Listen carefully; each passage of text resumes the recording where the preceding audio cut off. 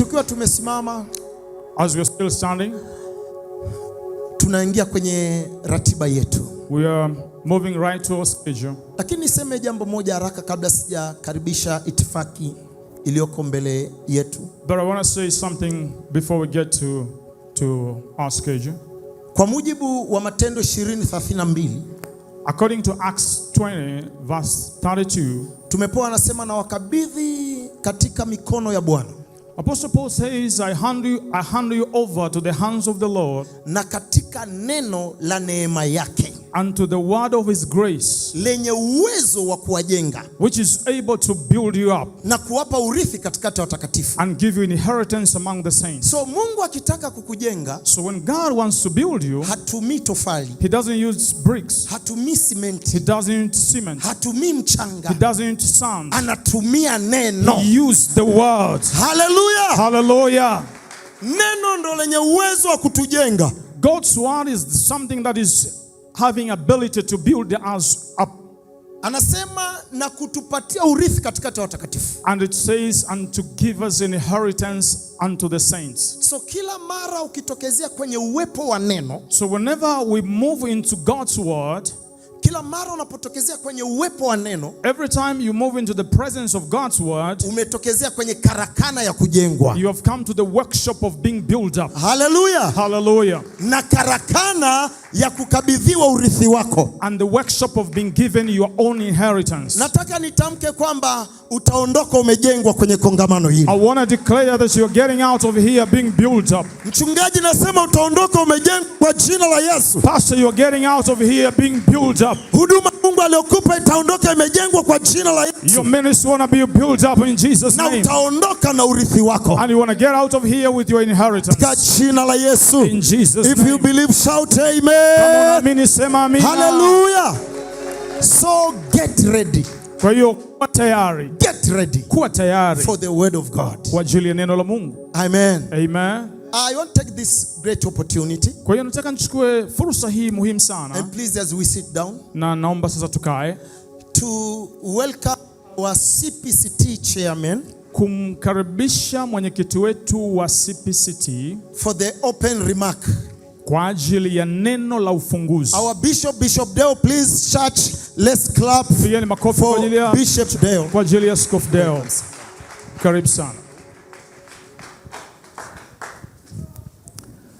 Amina, amina. Bwana Yesu asifiwe. Praise the Lord, praise the Lord. Bwana Yesu asifiwe. Praise the Lord Jesus. Jamani wa Pentecoste mnaniangusha. Bwana Yesu asifiwe. Praise the Lord. Nataka mpaka kule wasikie kule wanapofanya biashara. I want you to give a Bwana big Yesu shout. asifiwe. Praise the Lord. Makofi kwa ajili ya Bwana Yesu. Clap offering to the Lord. Amen. Amen. Napenda kumshukuru Mungu mchana wa leo na siku ya leo. I'm so grateful to God for this wonderful afternoon. Kwa ajili ya kongamano hili kubwa la Smart Pastor. For this great, awesome conference of smart pastors. Mimi nilipata neema ya kusikia mafundisho ya mtumishi wa Mungu. I had a grace and opportunity to hear the teachings of the man of God. Aliitwa kule Dodoma na mimi nikahudhuria. I was in Dodoma and there I got it. Nilimpenda kwa moyo wake unyenyekevu. I loved him for his humility. Na mafundisho yake mazuri kwa ajili ya wachungaji. And the wonderful teachings to the Kwa nini pastors. tusipige makofi jamani? Clap offering to the Lord. Bwana Yesu asifiwe sana. Praise the Lord Jesus. Sisi wote ni watumishi wa Mungu. We are all servants of God. Tumepakwa mafuta Anointed kwa ajili ya kufikia ulimwengu for reaching the world na kuwafanya watu kuwa wanafunzi. and making them disciples. Lakini tunahitaji kuwa smart. But we need to be smart. Kwa nini tusipige makofi? Clap offering to the Lord. Bwana asifiwe sana. Praise the Lord. Kwa hiyo napenda kuwakaribisha. So I'd like to welcome you all. Napenda kuchukua nafasi hii I want to take this opportunity kumtambulisha makamu mwenyekiti wa CPCT mkoa asimame. To introduce to you my Vice Chairman of the Makofi mengi CPCT. kwa ajili yake. Clap offering to him. Na kama kuna kamati ya mkoa na wenyewe wasimame watu wataweza kuwatambua. And if the committee for the CPCT is here, please stand up wherever you are. Viongozi wa wilaya ya Nyamagana kama wapo wasimame. The leaders of Nyamagana. Asante, piga makofi mengi sana. Clap offering to them. Viongozi wa Ilemela kama wapo wasimame. And the leaders of Ilemela, Simplicity, yeah, God bless you. Asante, wapo wengine kwenye majukumu. Thank you, the rest of kama kuna viongozi kutoka Ukerewe nimewaona wasimame. The leaders from Ukerewe for Simplicity. Yuko pale mmoja, asante, Mungu abariki. Kama kuna kiongozi kutoka Magu, kutoka leaders from Magu, viongozi wengine wote wa Simplicity wasimame, wako pale. All the leaders of Simplicity wherever you are. Kama kuna kiongozi kutoka Kwimba simame. Leaders from Kwimba na wengine wote. Bwana asifiwe sana. Lakini napenda kuwatambulisha maaskofu wote wakuu walioko mahali hapa. I'd like to introduce to you all the archbishops who are here. Tafadhali maaskofu wote naomba wasimame. Please, archbishops, please. Kama wewe ni askofu wa dhehebu lolote simama tu. Of any denomination. Tuwapigie makofi kwa maaskofu wetu. Yes. Clap offering to the bishops. Asante. Viti vyenu viko huku mbele maaskofu. Your chairs are here. Kuna viti viko huku bado. Tafadhali mnaweza mkaja. Napenda kutambulisha wachungaji wote na wenyewe wasimami wa makanisa ya Pentecoste. All the pastors, wherever you are, please stand up. Tupige makofi kwa ajili yao. Clap offering to them as well. Amen. Basi naweza kuketi. Kama kuna wainjilisti, kama kuna wazee wa kanisa, kama kuna mitume, kama kuna manabii na wenyewe wasimame. If you have church elders, evangelists, apostles and all the ministers, wherever you are, please stand up. Mitume na manabii wameogopa. Apostles and prophets, are they not here? Na wenyewe tuwapigie, wapo. They here, yeah, clap offering to them. Bwana Yesu asifiwe sana. God bless you. Jamani tupige makofi. Give your clap offering. Amen. Wangapi wana furaha siku ya leo? How many of you are happy today? Amen. Bwana Yesu asifiwe sana. Praise the Lord Jesus. Nafikiri itifaki imezingatiwa. Now after the protocol being considered, na Mungu abariki sana. God bless you. Lakini kipekee naomba nimkaribishe nimsimamishe baba askofu wa kanisa la PAG. Can I kindly ask the father of the PAG church, this bishop? Makofi mengi kwa ajili yake. Clap offering to him, please. Wamekuwa wakitoa nafasi kwa ajili ya sisi kukaa na kujifunza mahali hapa. Is the one have given us this opportunity to be here today. Kama kuna mchungaji au kiongozi wote wa kanisa hili pia na yeye asimame. If there's any pastor of this church here, wapo kule nyuma viongozi, pige makofi kwa ajili yao. God bless you. Thank you very much. We appreciate. Mungu awabariki sana. Basi bila kupoteza nafasi, without wasting time, napenda kumkaribisha coordinator wetu. I would like to welcome our coordinator ili aweze kuendelea na itifaki iliyobaki. So that he can run the rest of the protocol. Anapokuja tupige makofi mengi. Thank you very much. Thank you, sir. Jamani, kwa kweli nimetekewa for sure na uwepo wenu mahali hapa. For sure, I'm so happy to have you here. Ninanyenyekea sana mbele za Mungu. I humble myself before God. Ninawasalimu wote kwa jina zuri la Yesu Kristo. I greet you in the precious name of Jesus. Wale ambao mnifahamu, naitwa mchungaji Valentine Felix Mbuke. For those of you who don't know me, my name is Pastor Valentine Mbuke. Kiongozi wa kanisa la TAG Beacon Mission Christian Center. I'm the lead pastor of the TAG Beacon Christian BMCC pale Malimbe. BMCC down there at Malimbe. Ya, na ni makamu askofu wa jimbo hili la Mwanza Kusini. I'm also the vice bishop of the. Kabla sija mtambulisha huyu ambaye amesababisha haya mambo yote yawepo. Before I get introduced to you, the person who has caused all of this to happen.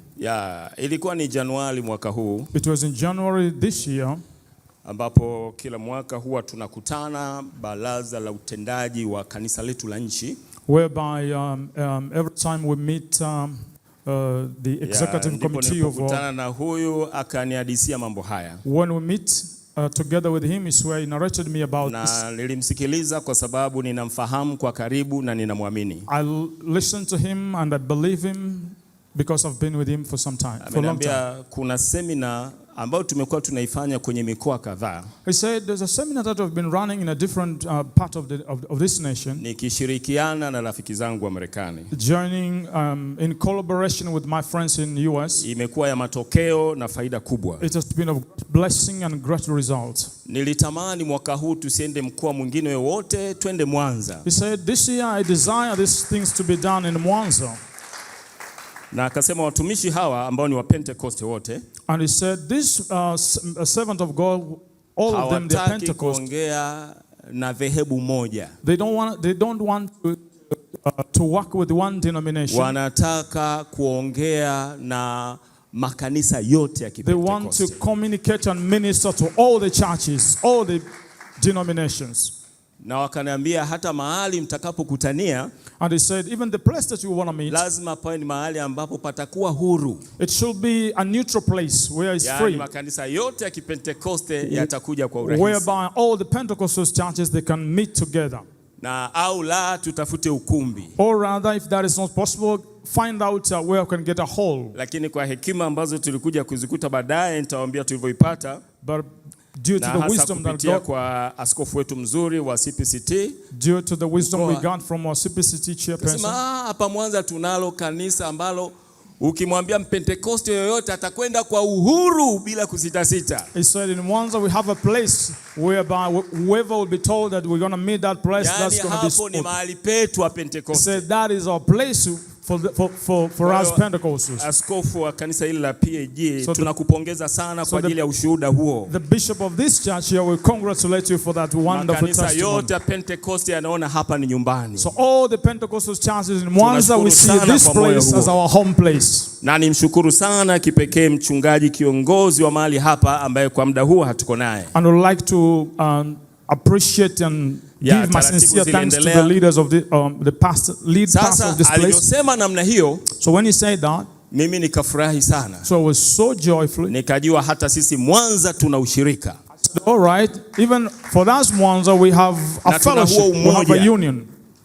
Sasa kwa kuanzia, now to begin, ikabidi nitengeneze kamati yangu kuu ya haraka. So I had to formulate a committee. I have to come up with a committee. Ninajua wengi sana hapa mngefaa. I understand that most of you here you are able, you could join that team. Niwatumie watu ambao mimi ninawafahamu. But I said no, I want to use the kind of people that I know them. Nafahamu hata fundisho lao. I know even their doctrine. Ambao watanielewa kwa urahisi. That they want to be for them to understand. Kwa hiyo nikajisikia kumuomba Askofu Frederick Shaw. So I met Bishop Shaw kwenye kamati kuu kama makamu, kumuomba Goodluck Kiara.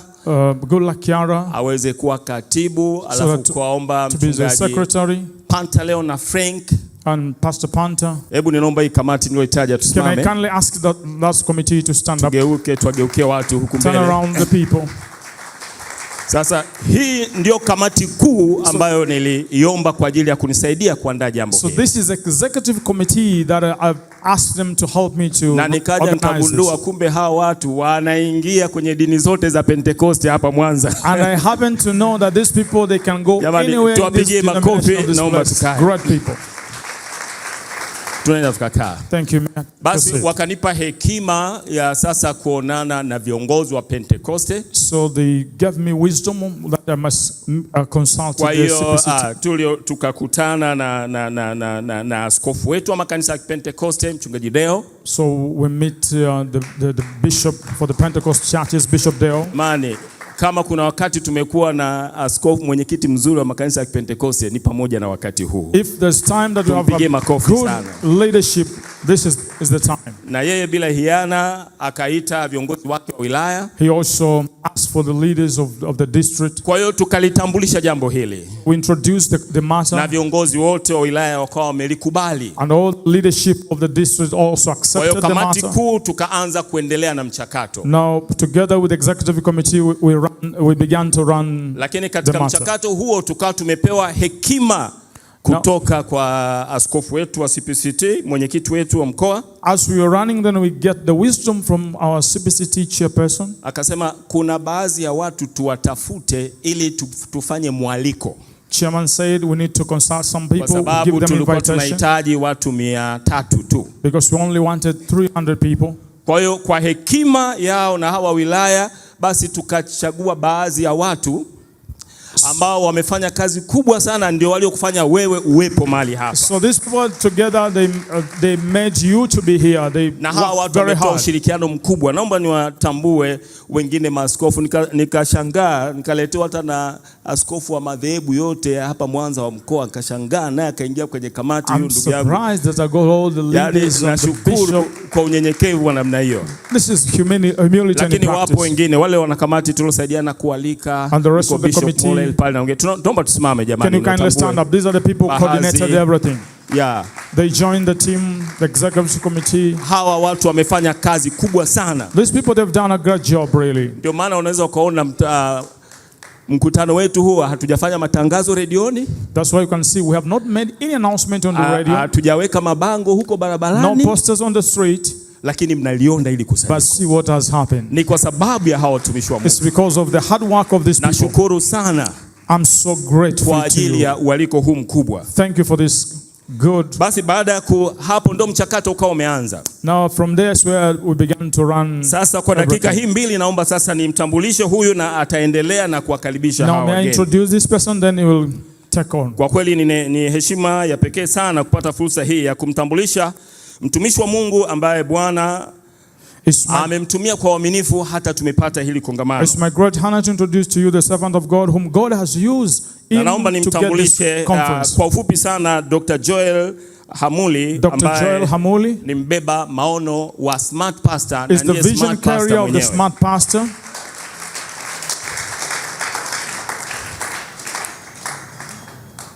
Safari ya kitaaluma alisoma katika chuo kikuu cha Dar es Salaam.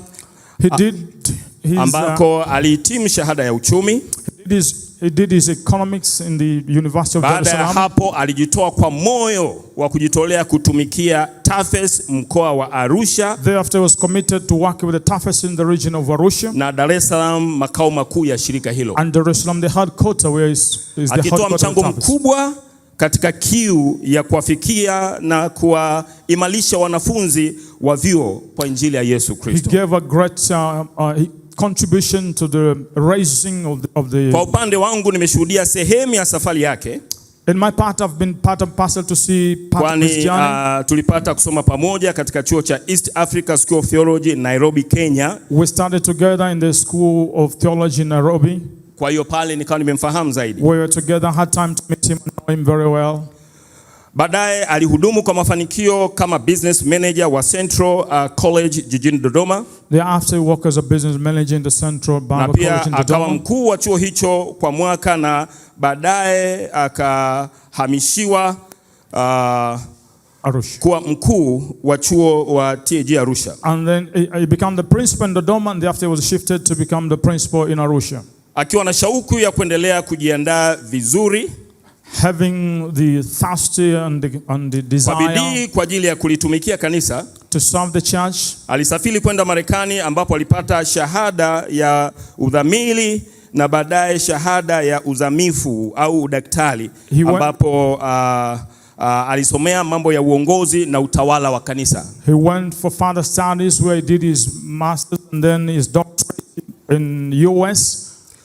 Kwa sasa Dr. Joel Hamuli ni mchungaji kiongozi wa Kana, yani Capital All Nation Assembly. For now is a pastor of the Kana pale Dodoma. There in Dodoma. Aiza ni mhadhiri katika Africa's Continental Theological Seminary, yani ACTS. He's also one of the professor in that university. Chuo kinachotoa shahada katika ngazi za uzamili na uzamifu. This is a college which gives masters. Lakini licha ya kuwa mchungaji kiongozi wa kanisa la Kana, vile vile Dr. Hamuli anahudumia kanisa la TAG kama katibu mkuu wa jimbo la Dodoma Kati. Apart from being a lead pastor, he's also a general secretary of the, how do you call it, district in Dodoma. Katika semina hii mchungaji Hamuli amefuatana na baada ya muda tutamuona mke wake ambaye pia ni mtumishi wa Mungu na kiongozi wa kitaifa wa idara ya wanawake katika kanisa la TAG. And the seminar is also coming with his wife whom we want to see very soon. Na ambaye pia ni mwenyekiti wa kitengo cha wanawake katika shirikisho la makanisa ya Assemblies of God Africa. She's also the leader of the Assemblies of God Women Department Commission. Na kwa namna hiyo amekuwa toka ameanza huduma hii amewashirikisha ambao amekuwa ni wakufunzi walimu wake wakati anasomea uzamifu huko Marekani. Ever since he began this ministry, he has been participating and collaborating with the people that he was their teachers in the US. Baada ya kuitambua kazi yake wakaamua kuwa sehemu ya kuyapeleka maono haya. And his teachers, after recognizing his efforts, then they become part and parcel to carry that vision to the world. Kwa hiyo sasa ninaomba nichukue nafasi hii. So may I kindly take this opportunity. Lakini kabla sijamkaribisha, but before I welcome him, tumepata nafasi, nimesikia ameingia katikati yetu askofu mkuu wa makanisa ya Assemblies of God Uganda. Oh, I'm told that we have the general superintendent of the Assemblies of God Uganda is here. Yuko mahali hapa ambaye naye mmoja wa wanafunzi wake katika chuo cha Acts. Ninaomba asimame atupungie mkono. May you kindly stand up and say hi to the church. Oh, awesome. Basi wahudumu wa Mungu, tunaenda sasa kumkaribisha mtumishi wa Mungu. Now we're going to welcome the servant of God, ambaye Mungu amemwandaa kupitia uzoefu wa huduma, uongozi na maandalizi ya kina ya kitaaluma. Whom God has prepared academically, spiritually for the long time. Yeye ataitambulisha Smart Pastor ugeni alio nao ambao ameambatana nao na msemaji wetu wa kwanza. Then you want to introduce the Smart Pastors leadership together with the first speaker of this kwanza conference. Niwapongeze kwa uvumilivu wenu mkubwa sana. Thank you very much and I appreciate you for your tolerance. Ninajua wengine mlifika hapa toka saa 3 saa 4. I understand some of you arrived from 9 in the morning. Kwamba ratiba yetu ilikuwa inaanza saa 6. Even though our schedule began at 12, and you're right here up to now. Sasa ninaomba kwa wakati huu, so may I take this opportunity, ili na chakula kiendelee kuyeyuka vizuri, so that also the digestion can take place. Naomba tusimame tupige makofi tunapomkaribisha Daktari Joel Hamuli na kuweza kuendelea. Dr. Joel Hamuli. Hebu tupige makofi ya shangwe. A clap offering to him.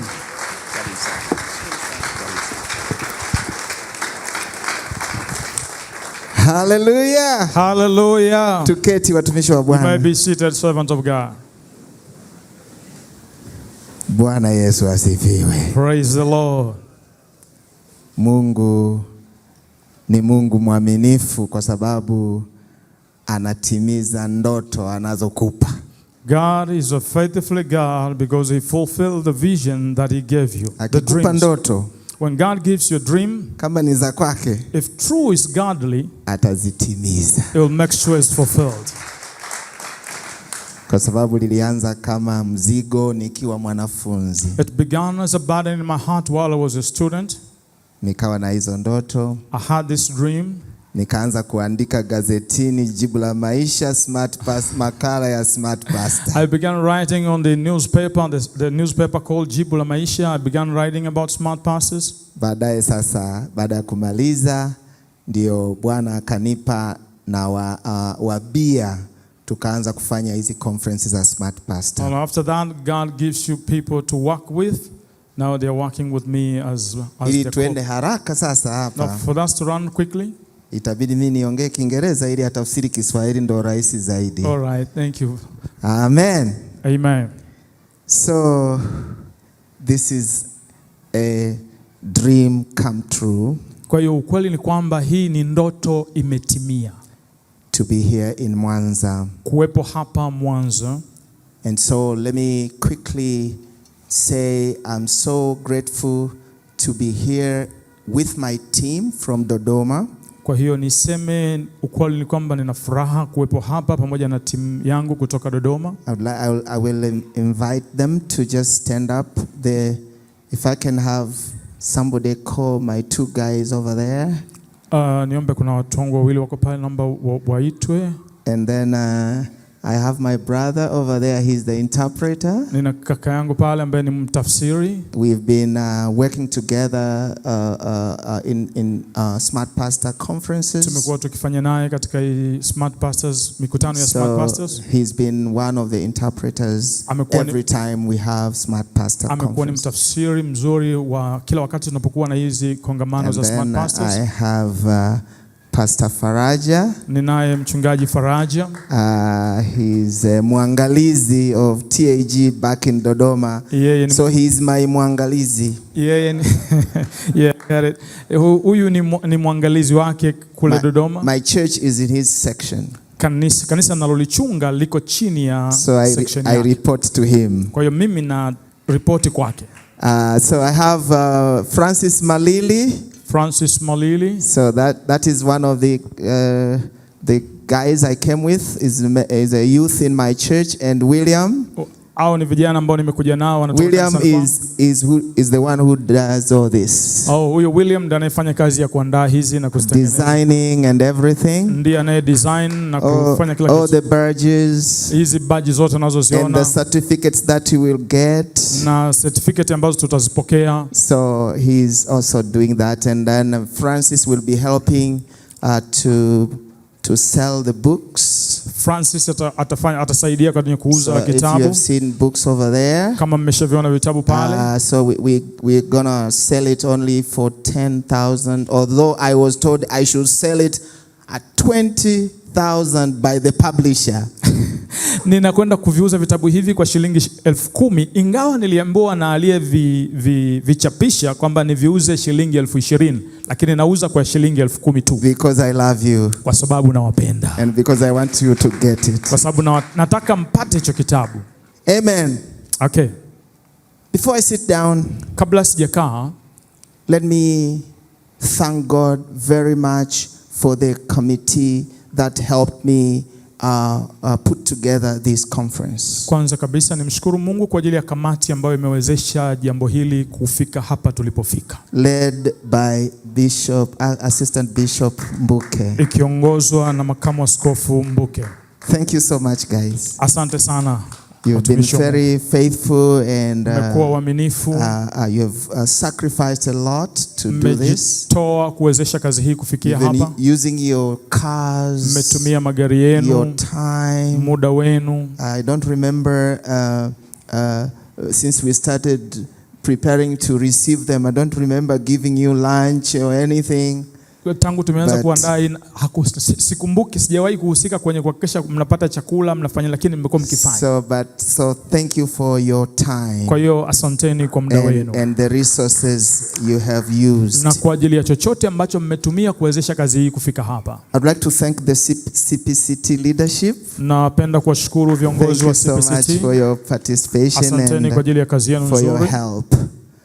Because without them, kwa sababu pasipo wao, it wouldn't be easy for us to get the many churches represented here. Haisingekuwa rahisi kuweza kuwapata uwakilishi wa makanisa mengi ambayo yanawakilishwa mahali hapa. And I'm so grateful to be here with the bishop from Uganda. Nina furaha pia kuwa pamoja na mchungaji hapa kutoka Uganda. Bishop Henry. Askofu Henry kutoka Uganda. Bishop Henry just attended one of my master's classes that I was teaching. Askofu Henry alihudhuria moja ya darasa langu la uzamivu nilokuwa nafundisha. And I was teaching on leadership. Na nilikuwa nafundisha juu ya uongozi. And then he heard we were going to have this conference. Alafu akasikia kwamba tunaenda kuwa na kongamano hili. And we talked about the conference. And then tukaongea kidogo kuhusu kongamano lenyewe. He's like, you know what? I will attend before I go back to Uganda. Akaniambia, unajua nini? Lazima nihudhurie kabla sijaenda Uganda. Amen. Amen.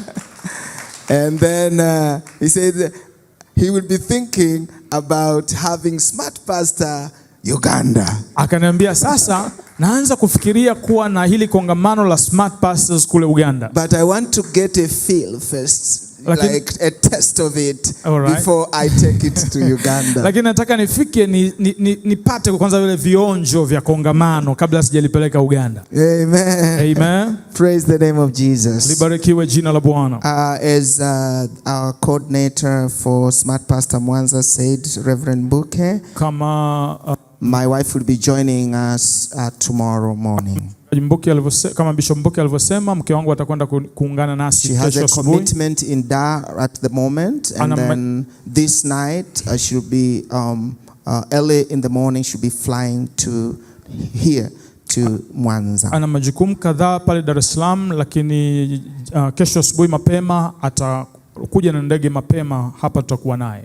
Amen. Amen. And now quickly, na sasa haraka, I invite you to this Smart Pastor Mwanza. Ninawakaribisha katika kongamano la Smart Pastors Mwanza.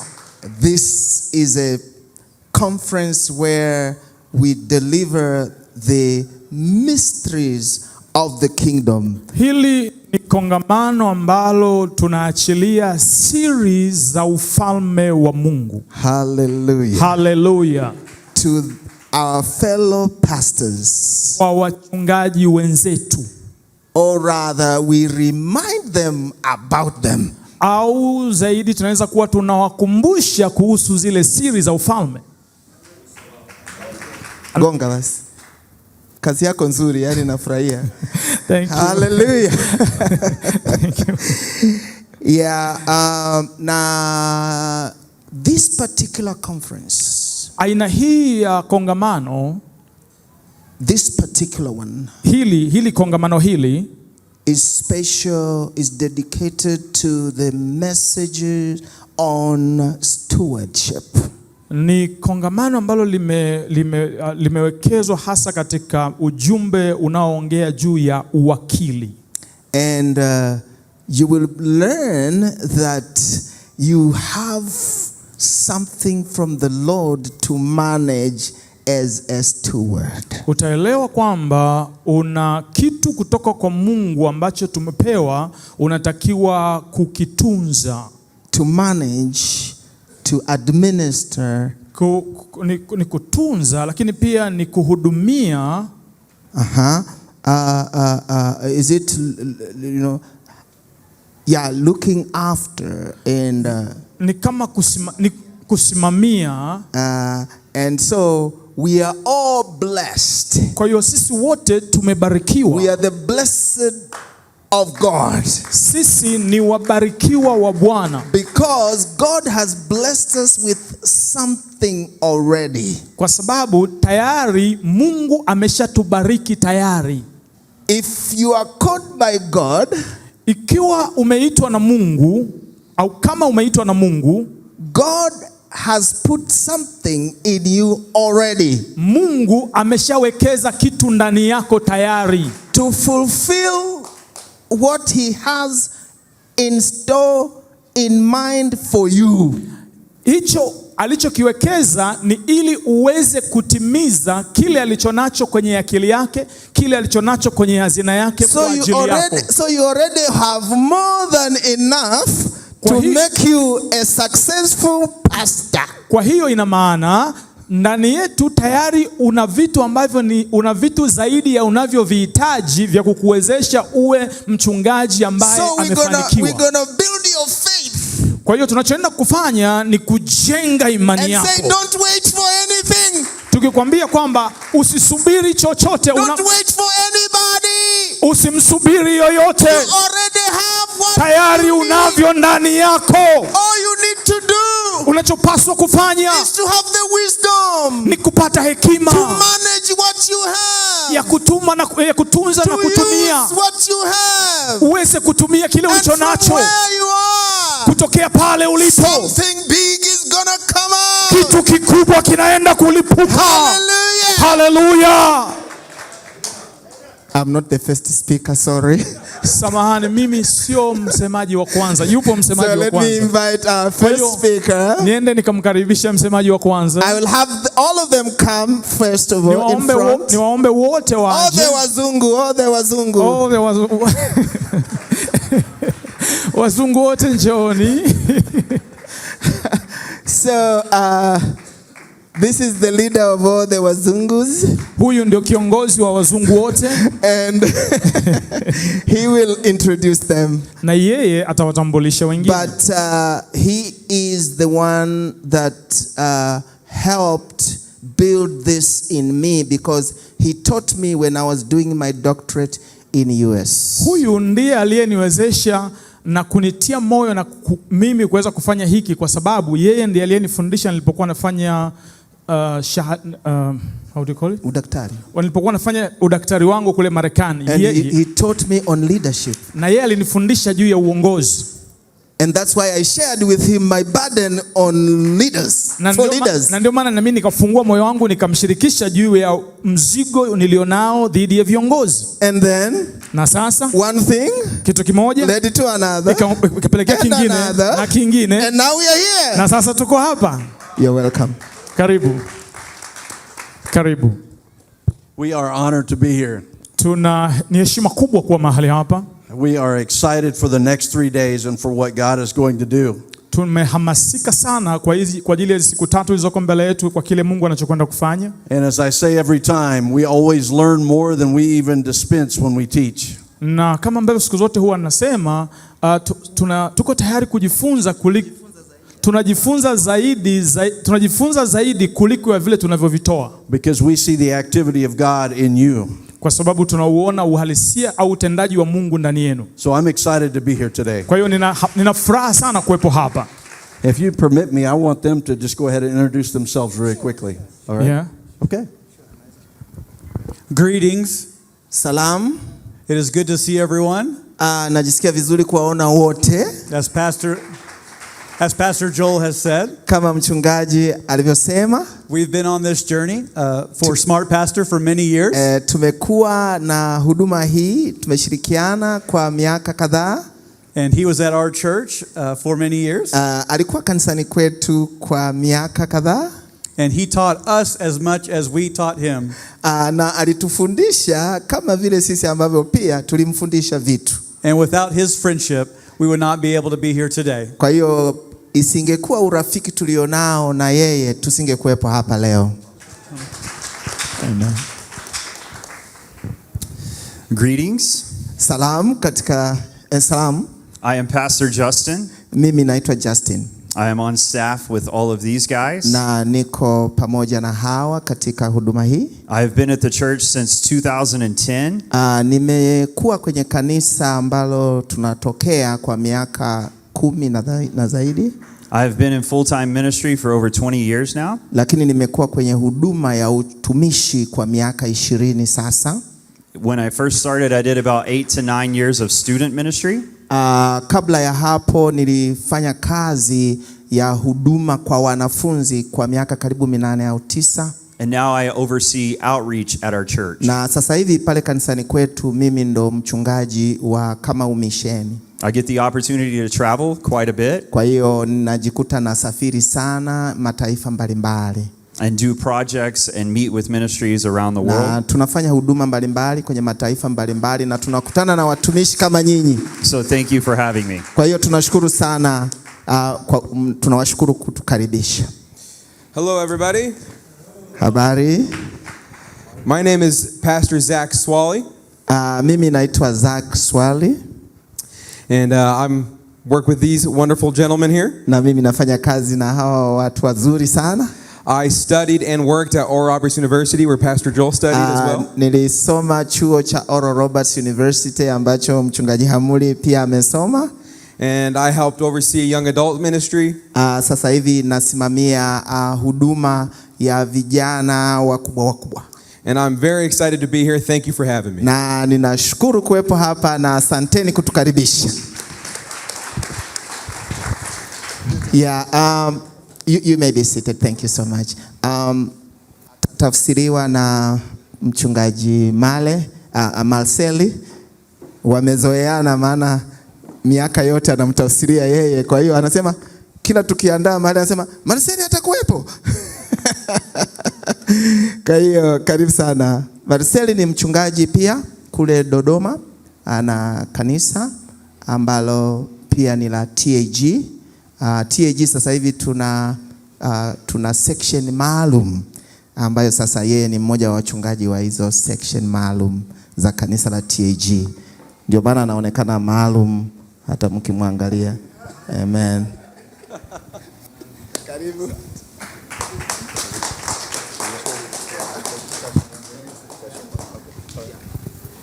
Well, we are very excited to be here. Kwa kweli tumefurahi sana kuwa mahali hapa. And I can see from all of the introductions that this is a well-led organization that we are meeting in. Na nimeona tangu wakati wa utambulisho kwamba kongamano hili ni jambo ambalo limeandaliwa vizuri katika namna ya kuzingatia utaratibu. Thank you, Bishop, for all the meetings and all the planning that went in to make today happen. Asante sana askofu kwa vikao vyote na maandalizi yote yaliyofanyika. And there are so many important bishops and leaders of the church in Mwanza and throughout Tanzania and Uganda. Na tunaona maaskofu viongozi wengi wa hapa Tanzania, Mwanza pamoja na Uganda. And we are just honored to be here with you. na tunajisikia kuheshimiwa sana kuwa pamoja nanyi. We have a lead pastor in Oklahoma. Sisi tunaye mchungaji wetu kiongozi kule Oklahoma. Our pastor's name is Ron Woods. Mchungaji wetu jina lake ni Ron Woods. And he was intending to come to the conference but had physical challenges that did not allow him to travel. Alikusudia kuwa pamoja nasi katika ile kongamano, lakini amepata changamoto ya afya kidogo, hakuweza kusafiri. But on his behalf we bring his greetings and greetings from our church in Oklahoma, America. Lakini tunayo salamu kutoka kanisani kwetu kule Oklahoma. And I want you to know that we have prayed for today and they are praying for today in Oklahoma even now. Na nataka nikuambie kwamba sisi tumekuwa tukiombea siku ya leo, na leo pia siku kama hii wanaombea kule Oklahoma. Because we know when a pastor gets better, we know when a pastor grows, tunajua kwamba wakati mchungaji anapokuwa, the church grows. Kanisa pia linakuwa. And so we are here together to learn together. Kwa hiyo tuko hapa tujifunze kwa pamoja. It's unfortunate that we do not know you very well. We don't know these people very well. We just met them today. Ni mara ya kwanza kwetu sisi kuwa hapa na hatufahamiani vizuri. And it's unfortunate that you don't know us as well either. Lakini pia ni bahati mbaya kwamba na ninyi hamtufahamu vizuri. So before we get too far into the lesson, I want to make sure that you have an opportunity to know us a little better. That's why I had them speak even before they come up for their session.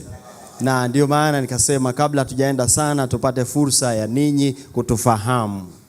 You see, I grew up in my earliest years in Uganda, Africa. Sasa ufahamu kidogo kwamba mimi katika utoto wangu nilikulia kule Uganda. My parents were missionaries in Fort Portal.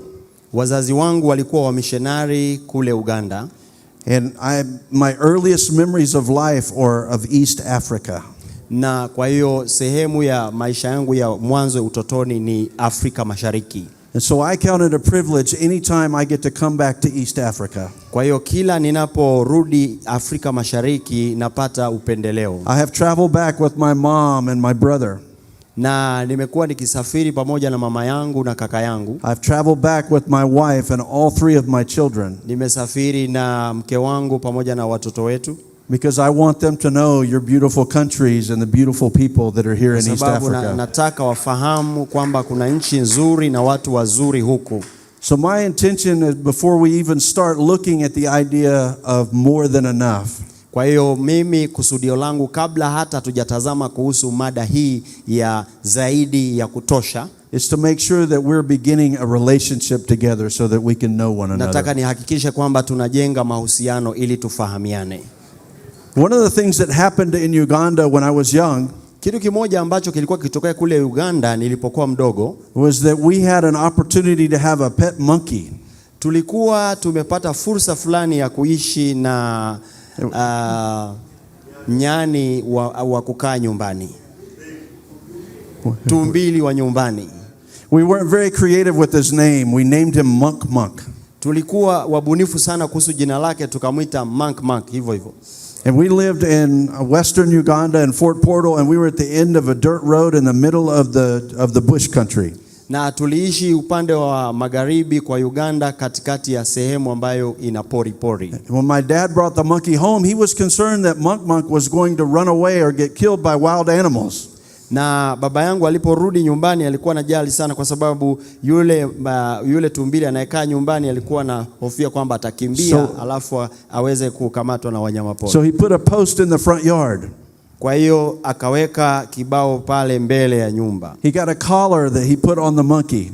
Akaweka kola fulani kwenye huyo tumbili. He got a chain that he connected to the collar and to the post. Na kwa hiyo akamfunga shingo, akamweka kufunga kwenye nguzo.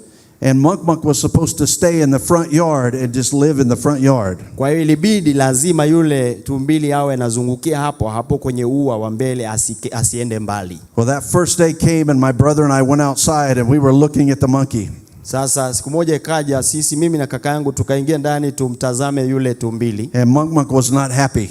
Na tukamwona hana furaha, hana amani. Monk Monk took off to the side and ran as far as he could. Anakimbia upande huu kadri yawezavyo. And he got to the end of the chain and it jerked him back and he fell in the dusty grass. Lakini anafika mwisho wa pale ile kamba inakoishia anaanguka chini. And he got up and he got even more irritated and he ran the other way as far as he could. Anakimbia tena upande mwingine mpaka mwisho wa kamba. And he fell in the grass because the chain ran out. Alafu anaanguka tena kwa sababu ile kamba inamzuia. And he went back and forth all day long. Na hivyo akapiga hizo mbio siku nzima. And that night as we were having dinner, kwa hiyo ile usiku tunapokuwa na chakula cha usiku sasa, my parents talked and they decided they would let the monkey go from the collar the next morning. Na wanaacha kula, wanazungumza kwamba hebu kesho labda tuangalie namna ya kumfungua. Now some of you are way ahead of me on this story. Sasa ninyi wengine mmeshaona, mmeanza kutambua ninakoelekea ninaposimulia. That morning we got up and my dad unhooked the collar from the monkey. Sorry? He unhooked the collar from the monkey. Kama ambavyo yule tumbili alikuwa na kile kitu cha kumfunga shingoni. And Muk went up the dirt road and he disappeared into the bush. Na siku moja yule baba alipomfungua yule tumbili akakimbia akapotelea porini. The first day my brother and I were outside looking for the monkey. There was no monkey. Siku ya kwanza mimi na kaka yangu tukamwangalia, haonekani. The second day, no monkey. Siku ya pili tunamtafuta, hayupo. Somewhere on the third day, siku ya tatu hivi, there was an animal coming back in the yard that looked a little bit like our monkey. Tukamwona mnyama anarudi, anakuja kama anafanana na yule tumbili. He was scratched up and he looked like he hadn't eaten for 3 days. Tunamwona amenyong'onyea, ni kama hajala kwa siku 3. And he came back in the yard. Akarudi akaja kwenye uani. And he started chirping in the yard. Akaanza kuzunguka pale ndani. And he got by the door. Na akaenda mlangoni. And my mom heard him and she opened the door. Na mama yetu akamsikia akaenda kufungua mlango. And that little monkey jumped up in her arms and hugged her neck. Na yule tumbili akamrukia mama akamkumbatia hivi. And Muk never left the yard again. Kuanzia hapo hakuondoka tena, alibaki nyumbani. Here's what I know about all of you in the room. Hili ni jambo ambalo nafahamu kuhusu ninyi wote tulioko hapa kwenye ukumbi huu. You had a choice today whether you came in here or not. Wewe una uchaguzi wa kuendelea kubakia hapa. You are not chained to a chair. Na kwamba ukabaki kwenye kiti hicho ulichokalia. But you have chosen to come because you are like me. Kwa sababu ulichaguliwa kuja kwa sababu wewe kama mimi. You believe that your church needs a better pastor next week. Unaamini kwamba kanisa lako linahitaji mchungaji bora zaidi. And the only way we get better is if we grow better together. Na namna pekee ya kuwa bora zaidi ni kuwa tukue kwa pamoja. So every time we choose to come to a meeting like this. Kwa kila siku unapochagua kuja kwenye kongamano kama hili. Every time we choose to read a book on leadership. Kila mara unapochagua kusoma kitabu kinachohusu uongozi. Every time we do anything that develops the skills and gifts and talents that God has given us. Kila mara unapojifunza na kupata maarifa yanayokusaidia uwe bora zaidi. When the leader gets better, na wewe unakuwa kiongozi bora, the church gets better. Kiongozi akiwa bora, kanisa litakuwa bora zaidi. So that's my hope as we've come together for these 3 days. Kwa hilo ni tumaini langu kama tunavyokutana hivi katika siku hizi. Many of you may come to conferences and you often hear one preacher at a time come up and they preach messages. Ninyi mezoea mara nyingi ukija kwenye kongamano unamwona mhubiri mmoja anahubiri jumbe kadhaa. And there will be times when it will be more like preaching. Na unaona kuna wakati kuna mahubiri zaidi. But there are also going to be times where it will be more like teaching.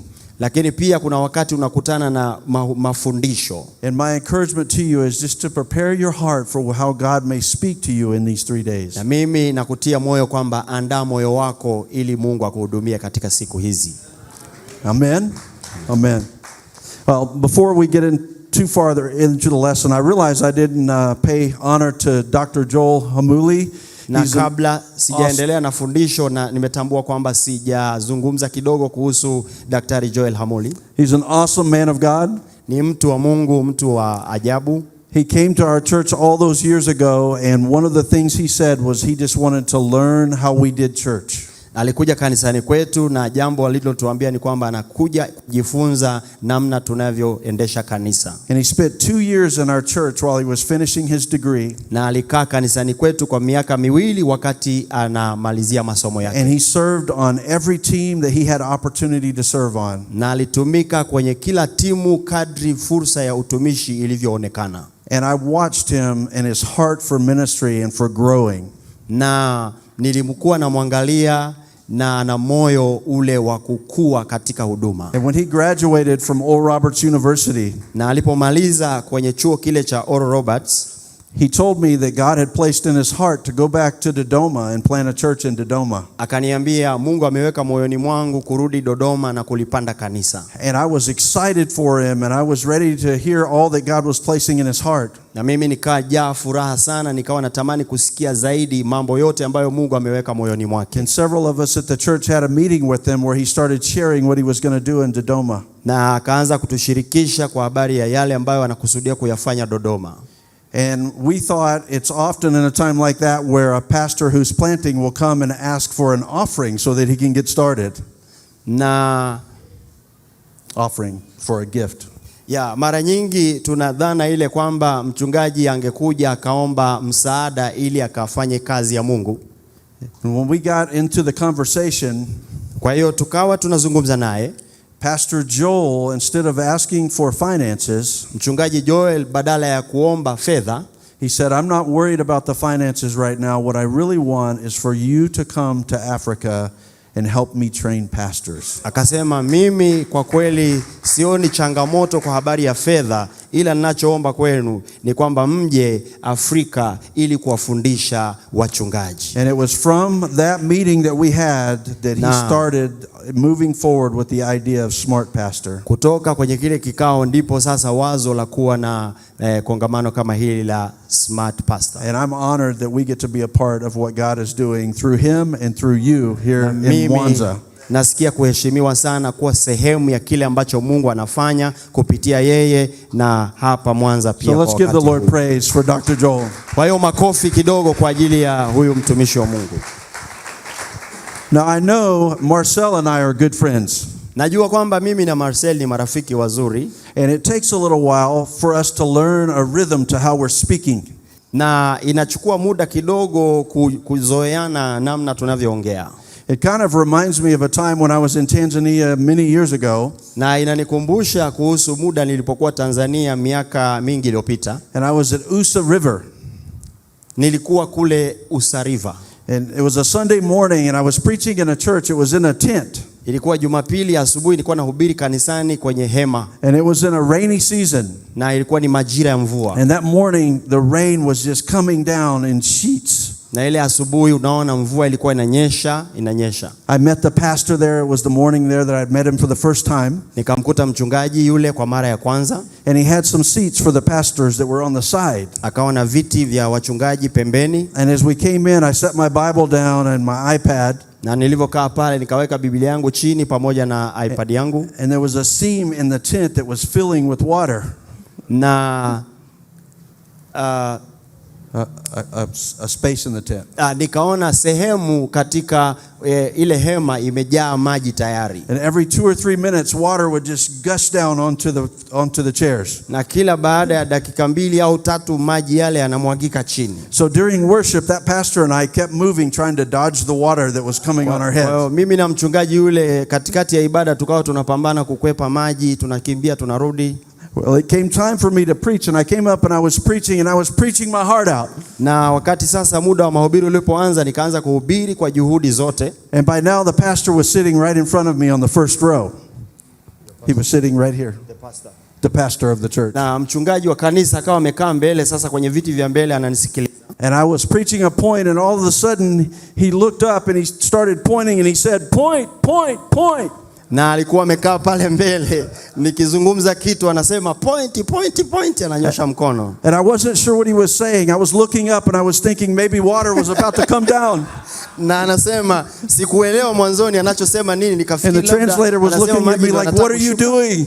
Nikasema anafanyaje, sikumuelewa mwanzoni. We looked at each other and finally he stopped and he said, I was saying that you made a good point in your message. Baadaye tukatazamana akaniambia ninachomaanisha kwenye mahubiri yako umesema jambo muhimu, pointi nzuri.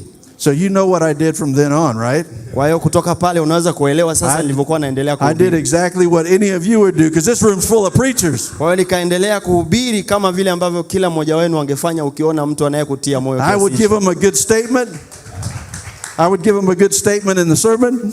Na kwa hiyo natafuta kwenye mahubiri yangu maneno niliyoandika. And then I would lead them and I would say point. Na kwa hiyo nikiyasema yale maneno nasikia point hivyo. Oh. So today, kwa hiyo leo, they have placed me as the starter right after you had that awesome lunch out there.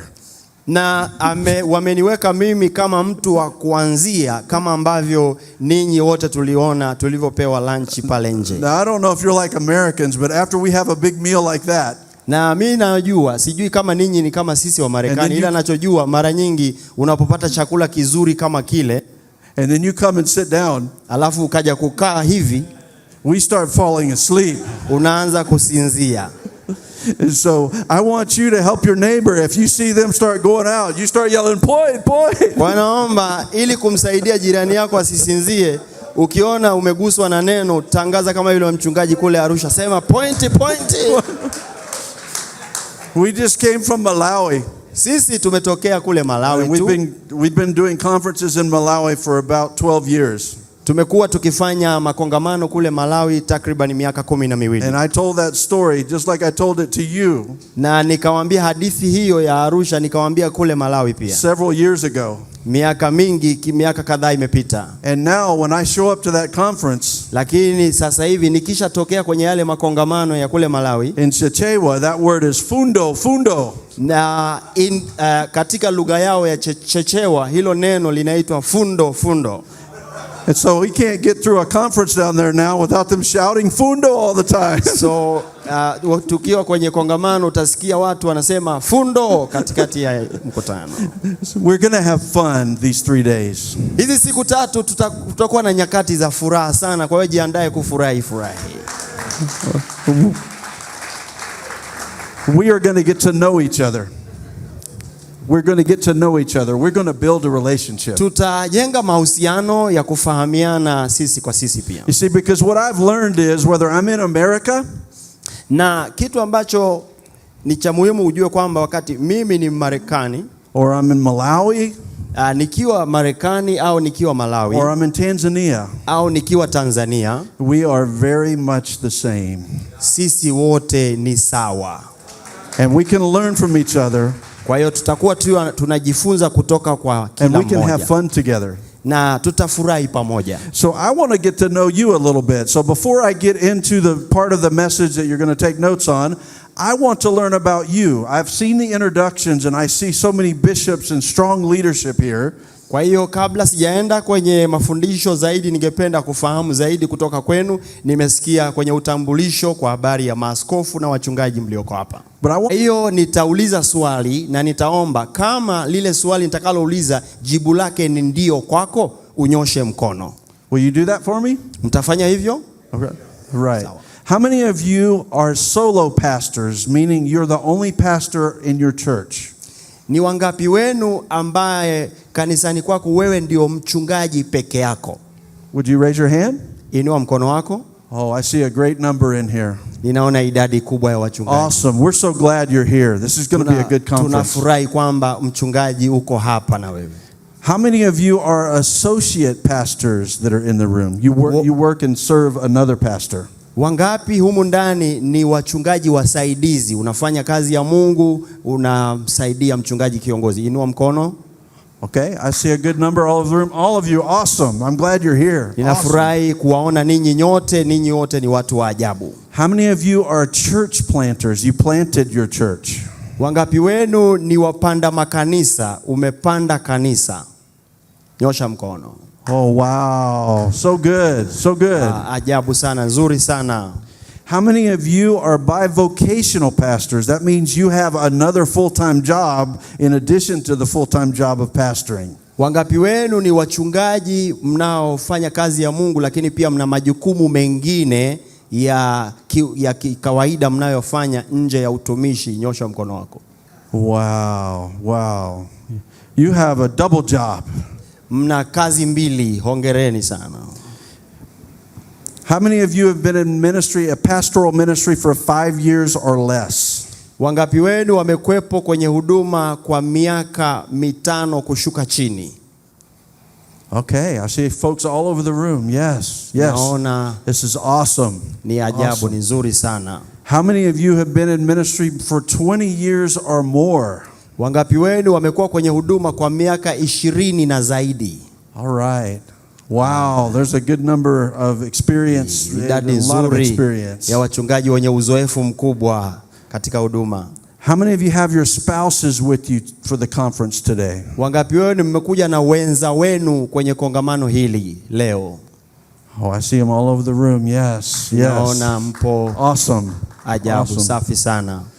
Well, all over this room, I've seen experienced pastors, I see younger pastors, I see church planners, and this is exactly why a meeting like this is important for Mwanza, for Oklahoma, where I'm from, and anywhere else, because churches need to have great leadership in order for them to reach the vision that God gives them. Ninaona katika ukumbi huu tuna wachungaji wazoefu, wachungaji vijana, wapanda makanisa, na hivi ndivyo ambavyo tunahitaji tuwe popote pale tunapokuwa, iwe ni Marekani au ni hapa Tanzania, ili kulijenga kanisa la Bwana. Amen. Amen. Now I know many of you have an expectation of something that God may do while you're here. Na ninajua baadhi yenu mna matarajio kuhusu kitu kile ambacho Mungu atakifanya tunapokuwa hapa. And so what I'd like to do is maybe hear from 3 pastors something that you're praying that God will help you or move you forward in by being at this conference this Kwa week. ningependa nisikie kutoka kwa wachungaji watatu, watuambie yale matarajio ulionayo kuhusu kile ambacho unatarajia Mungu atafanya katika hili kongamano. I won't take too long for this, but do I have 3 pastors that would like to share what God has placed on their heart about what they're believing for? Kwa hiyo nipate wachungaji watatu, tusichukue muda mrefu, tuone kile ambacho Mungu ameweka ndani yako, ambacho unatamani kupokea katika kongamano. I see one over here. Kuna mkono pale I tafadhali. see one in the middle there. Kuna mkono mwingine hapo katikati. And then you see another one in the back back there. Na mwingine kule nyuma kabisa. Would you 3 come forward for us? Naomba mje huku mbele ninyi watatu. Oh, he has a mic. Stay where you are and he will get the mic to you. Okay. Okay. Mtapewa mic hapo hapo uanze kusema hapo. Okay. All right, we'll start here and work our way back. Okay. Tutaanza na yule pale, tutaenda katikati alafu kule nyuma. Praise the Lord. Mimi kitu ambacho nilichotamani kwenye moyo wangu, what I desire in my heart, ni neno linalobeba hii seminar, is the word that carries the theme of this conference. Smart pastor. Smart pastor. Kwa hiyo ninatamani na mimi niwe miongoni mwa hao mapasta walio bora au waliofanikiwa pamoja na umri wa kufanya kazi kwa muda mrefu. I want to be among the smart pastors. Awesome. That is an awesome prayer, and I believe that God is going to move you forward in your knowledge and wisdom by being here. Hayo Thank ni you for maombi ya sharing. ajabu kabisa, naamini kabisa Mungu atafanya hivyo. That's awesome. Amen. Amen. Amen. Naitwa mchungaji Pius Israeli. His name is Pastor Prince Israel. Tangu niwe mtumishi, since I have become the servant of God, kupoteza muda. Sipendagi kupoteza muda. I usually want to save time. Kwa hiyo nikitoa muda wangu, najua kuna kitu kizuri kitazalishwa na kunijibu katika vitu vingi ambavyo niliacha nyumbani.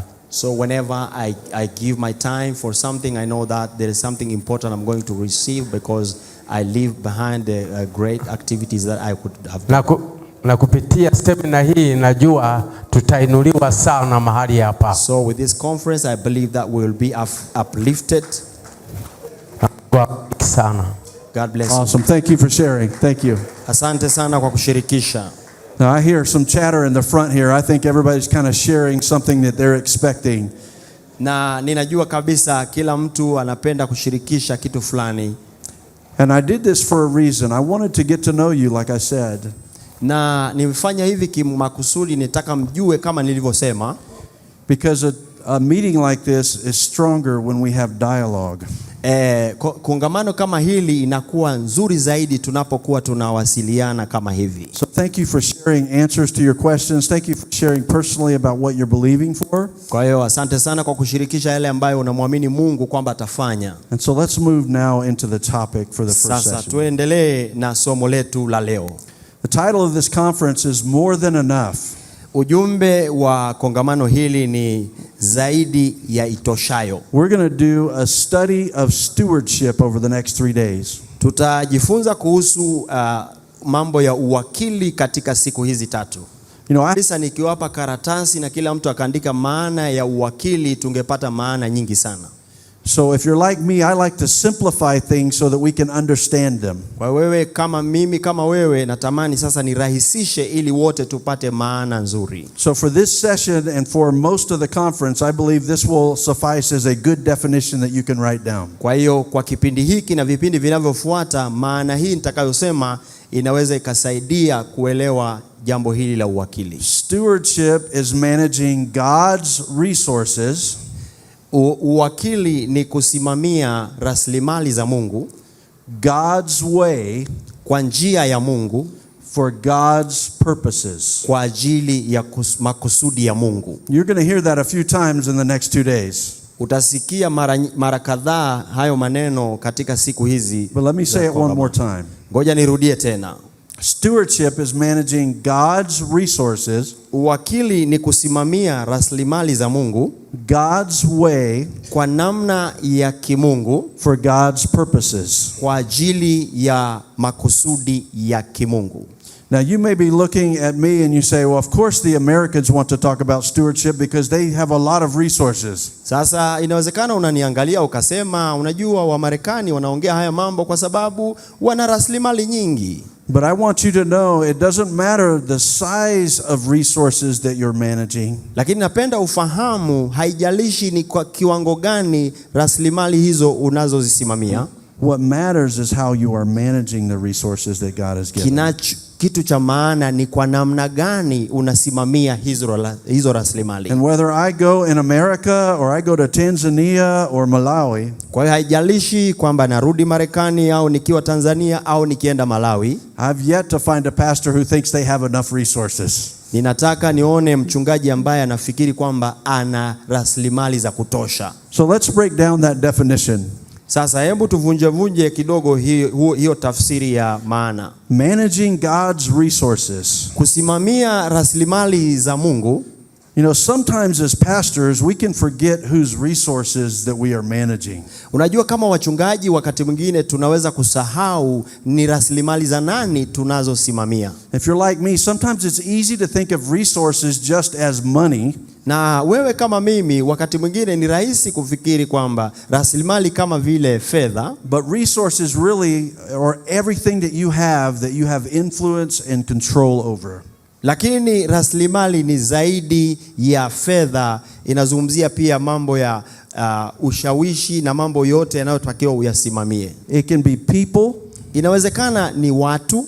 It could be other resources other than money. Lakini inawezekana rasilimali zingine ukiachia fedha. It could be the power that you have. Inawezekana ni nguvu ulionayo. It could be the influence that you have in a community. Inawezekana ni ushawishi ulionao katika jamii. But all that you have as a pastor, lakini yote ulionayo kama mchungaji, are God's resources. Ni rasilimali za Mungu.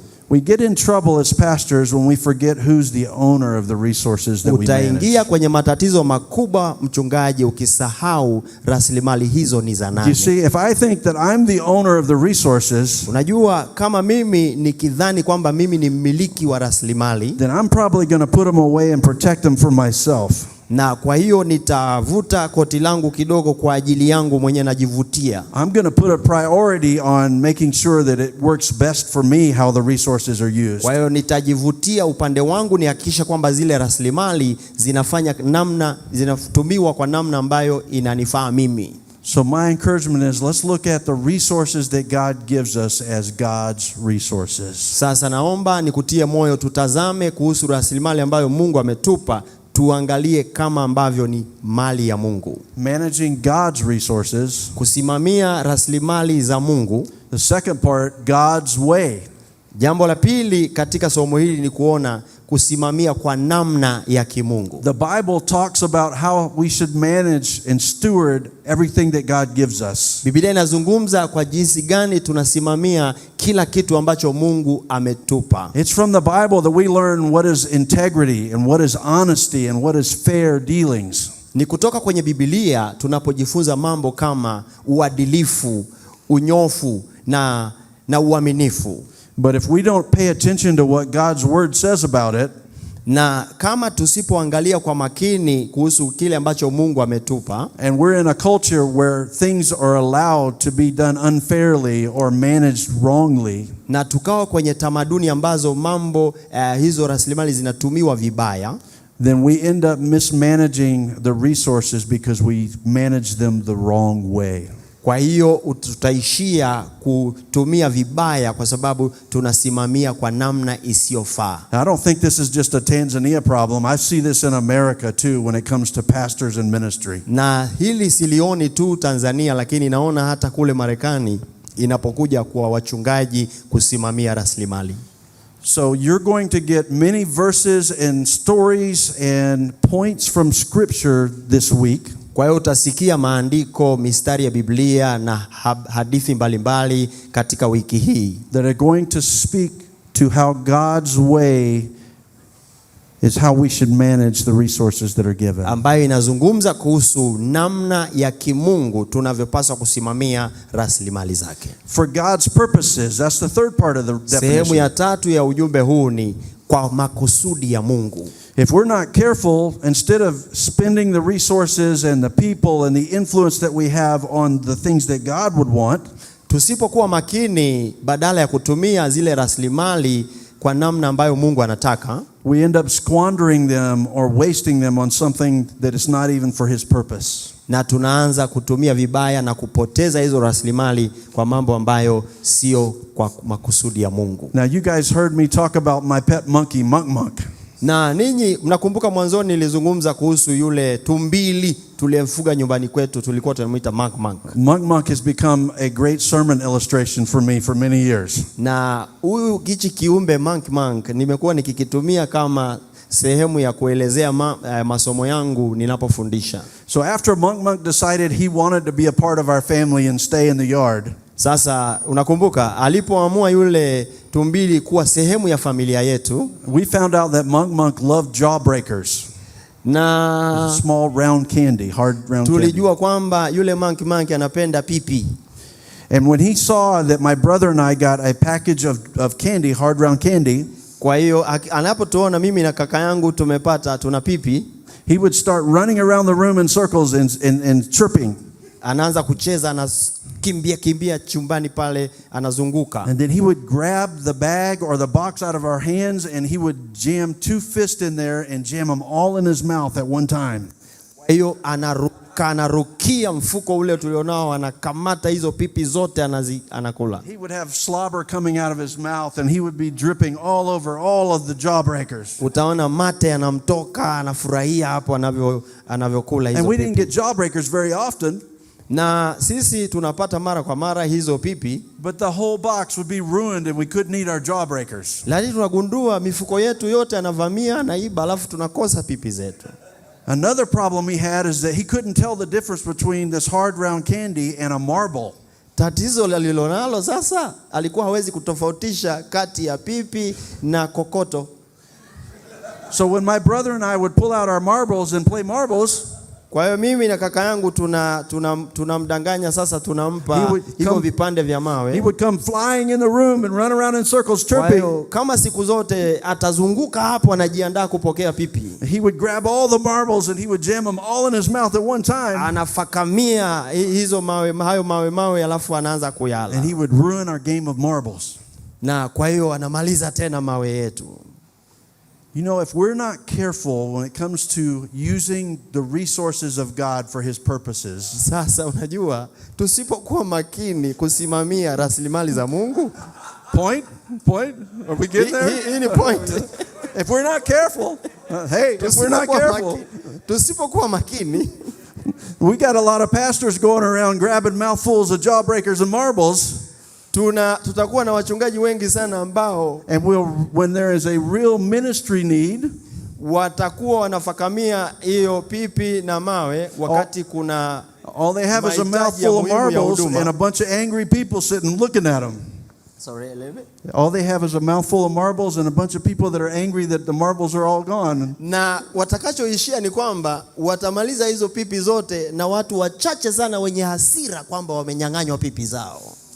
Pastors, the resources God has given you, wachungaji, rasilimali ambazo Mungu ametupa are for a purpose. Ni kwa ajili ya kusudi. It is important. Kusudi la Mungu. Point. I'll preach if you won't. Ukiona ni point museme, naongea, nawahubiria jamani. I'm preaching to the pastors in America. It's not you guys. I know you're doing fine on that. Nina hapa najaribu kuwahubiria wachungaji wa kule Marekani. Mimi najua ninyi mko vizuri. So stewardship, kwa hiyo uwakili, is what we are talking about. Ni jambo tunalozungumzia. I feel like now you have a little bit of an understanding and it will encompass so many things as we go through these next 3 days. Na ninaamini mpaka sasa kuna picha umepata, umeanza kuelewa kuhusu yale mambo mengi ambayo tutazungumza kwenye hili kongamano. As our pastors were getting together and talking about this conference, when Pastor Joel said it was really on his heart to do stewardship, kama wachungaji tulipokaa tunazungumza kuhusu kongamano hili na tulivyosikia kutoka kwa mchungaji Joel kwamba ni moyo wake katika suala hili, we were looking for a theme verse that could tie it all together to really say what we were hoping could be accomplished by meeting together. Tukafikiri kuhusu mstari wa Biblia ambao unaweza ukatuongoza katika hili. And what we came up with is 2 Corinthians 9 and verse 8. Na tukaja na andiko katika Wakorintho wa pili sura ya 9 mstari wa 8. And this is Paul writing to the church at Corinth. Na huyu ni Paulo akiliandikia kanisa la Wakorintho. Give you a moment to turn there. You'll want to write this verse down and you can follow it and look it up later as well. Nakupa muda ufungue na wewe ili uweze kufuatilia pamoja nami. I'll read it in phrases, and do you want to read the whole verse and then you read first? I'll read and then you go. Okay. And God is able to bless you abundantly, so that in all things at all times, having all that you need, you will abound in every good work. Anasema na Mungu aweza kuwajaza kila neema. Wakorintho wa pili sura ya 9 mstari wa 8. Wakorintho wa pili 9:8. Na Mungu aweza kuwajaza kila neema kwa wingi, ili ninyi mkiwa na riziki za kila namna siku zote mpate kuzidi sana katika kila tendo jema. So we are going to take a journey over these next sessions. Kwa hiyo tutakuwa na safari ya kupita katika sehemu mafundisho haya yaliopo. To really get to a place where we can experience the reality of that verse. Tuweze kufika mahali tunaweza kupata kile kilichomaanishwa katika mstari huu. And please know, I'll just say this one more time. We didn't come to Africa because we have all the answers. Na niweke wazi bayana kabisa kwamba sisi hatujaja Afrika kwa sababu tuna kila kitu. We came because we believe we serve the same Lord. Tumekuja kwa sababu tunaamini tunamtumikia Bwana huyo mmoja. We preach the same gospel. Tunahubiri injili hiyo mnayohubiri ninyi. And all of us are learning to be good stewards of what God gives us. Na sisi wote tunajifunza kuwa mawakili wema wa rasilimali za Mungu. Whether you meet under a tree, kwa hiyo haijalishi kwamba uko kwenye mti, or you have a big building like this, unaabudu chini ya mti au uko kwenye jumba zuri kama hii jengo, whether you're just a solo pastor at a church where you're the only pastor of the church, au umetoka kwenye kanisa ambalo wewe ni mchungaji na ndio kila kitu hapo, Or if you're in a church that has many pastors. Au unatoka kwenye kanisa ambalo limeendelea na lina wachungaji wengi. God isn't measuring how good we're doing with our stewardship by the size of our ministry. Mungu hapimi namna ubora upi tunaosimamia kazi ile ya rasilimali zake kwa namna ya kuangalia wingi. He's looking for our faithfulness. Anaangalia uaminifu wetu. Amen. I can see my time is getting away from me. In Malawi it was going slower and here it's going in hyperdrive. Nimeshangaa sana huko muda unakimbia zaidi kuliko kule Malawi. I want to join a story in the middle of a story of one of the characters of the Bible now. Na kuletea hadithi moja kuhusu mtu mmoja katika Biblia. If I had to give a title, let me look back and make sure I give you the title that I had in mind. I'm skipping through here. Na kama hadithi hii ningeipa kichwa,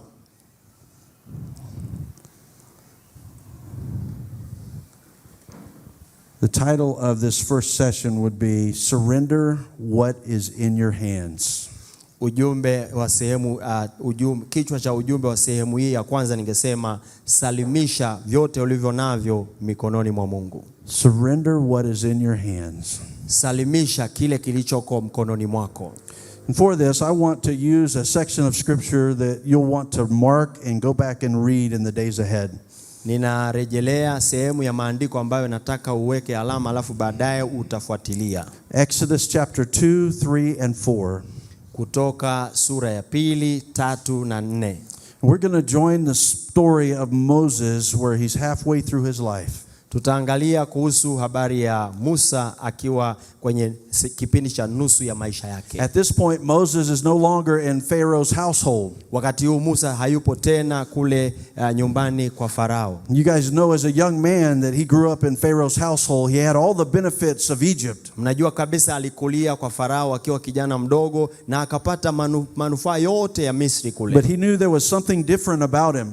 Lakini aligundua kuna kitu cha tofauti kuhusu wao. And he knew the Israelites were his true people. Na akagundua kwamba Waisraeli ndio watu wake halisi. And there was a day where he saw an Egyptian that was mistreating some Israelites. Na kuna siku akamwona Misri akimonea Mwisraeli mwenzake. And he killed the Egyptian, and that led to a season where he had to run and hide. Na yeye katika utetezi akamuua yule Misri na kile kapelekea akimbie kutoka Misri. So at 40 years old, Moses found himself running for his life. Ukaona sasa Musa akiwa na miaka 40 anajikuta akikimbia akinusuru maisha yake. Living in a wilderness on the backside of a desert. Anaenda kuishi jangwani kule as a shepherd. Kama mchungaji wa kondoo. He had given up that maybe any kind of hope or purpose that he could help his people was gone. Pengine alikata tamaa kwamba tumaini lile la kuwasaidia watu wake sasa limepotea kabisa. He had tried to take matters in his own hands, and now Pharaoh, if he found him, wanted to kill him. Akajaribu kupambana, amepambana, lakini akaishia kujikuta yeye ndo anatafutwa ili auawe. And for 40 years Moses was in the desert building a life apart from the calling that God really had on his life. Na kwa miaka 40 Musa akajikuta yuko kwenye nyikani kule akitengeneza maisha yake nje ya kusudi la Mungu. I'm sure there were days where Moses looked and he wondered if life had passed him by. Na ninaamini kuna siku Musa alifika mahali akatafakari kuhusu maisha yake yanavyopita. If his best days were behind him.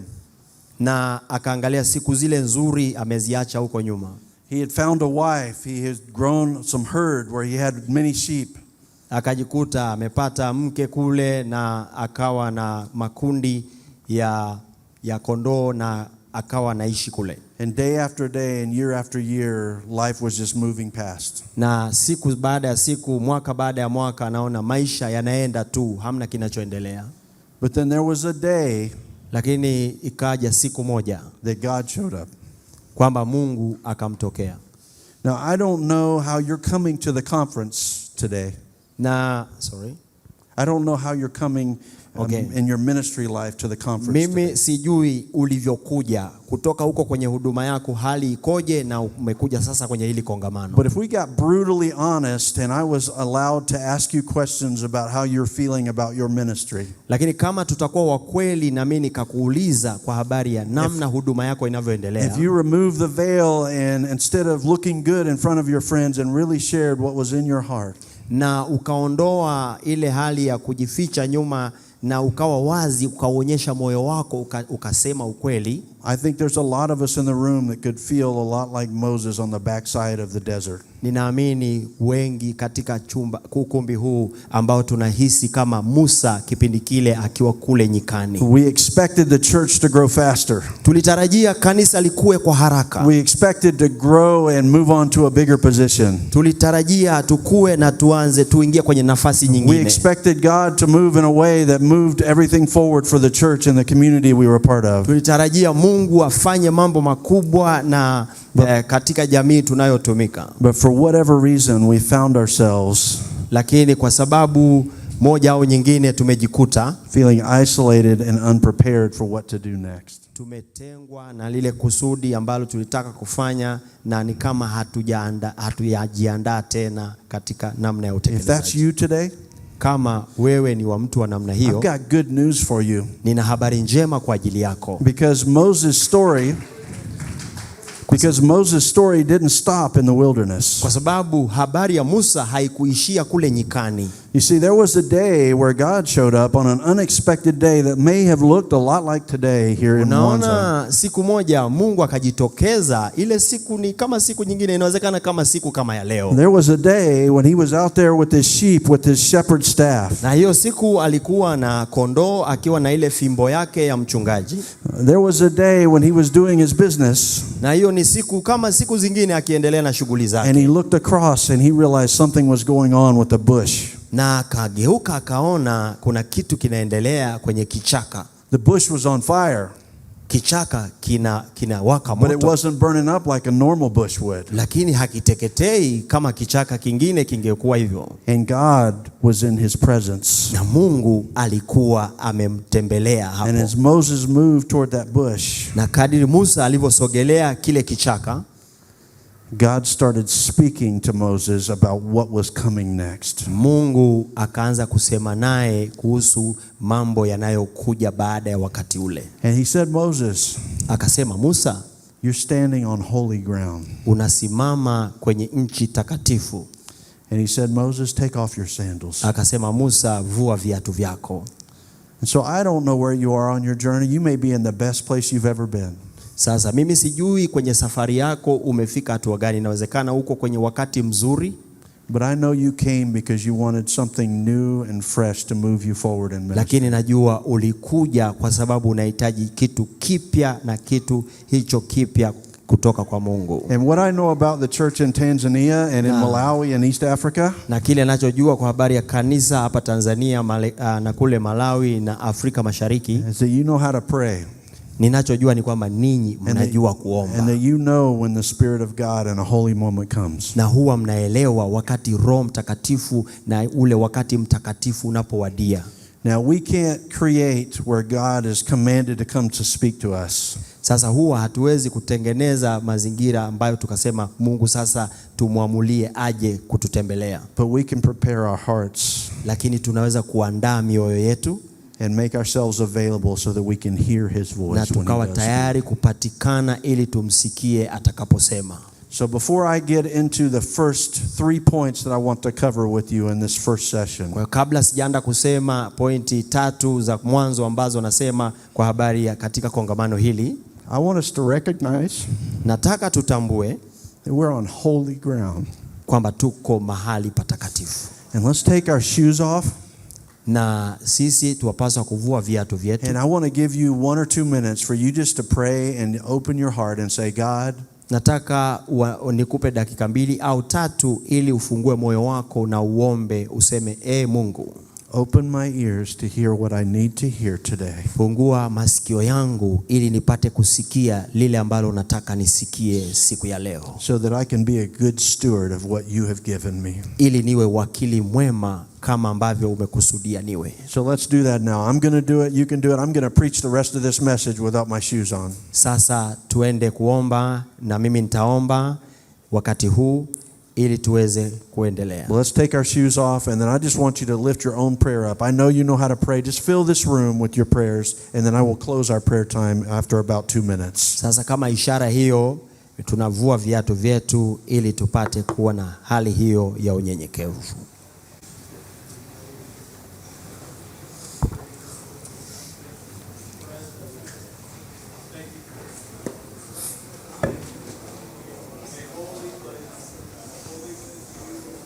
Thank you, Jesus.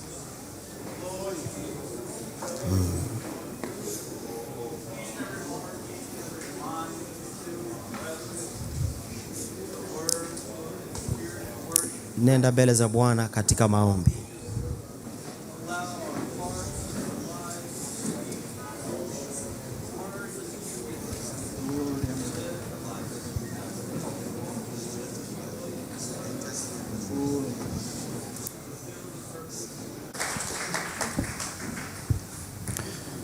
So God had big plans for Moses. Kwa hiyo Mungu